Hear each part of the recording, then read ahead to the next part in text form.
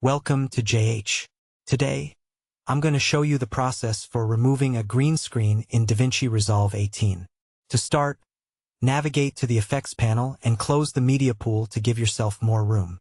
Head over to Open Effects, scroll down until you locate the 3D keyer, and then drag and drop that effect onto your video clip. After that, click the drop-down menu and choose the OpenFX Overlay option so you can see exactly what you are doing. Make sure to click on your clip so it is selected and outlined in red. Now, look for the picker icon within the 3D keyer settings in the Effects Inspector. Use this tool to draw lines across the green background. Continue drawing over any section that isn't black yet.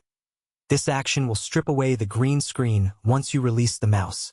If you still see green fringes around your subject, you can easily fix this by adjusting the Despill setting. Simply increase the Despill value and zoom in to check your progress until the edges look natural. At this point, the green screen should be entirely gone. Thank you for watching.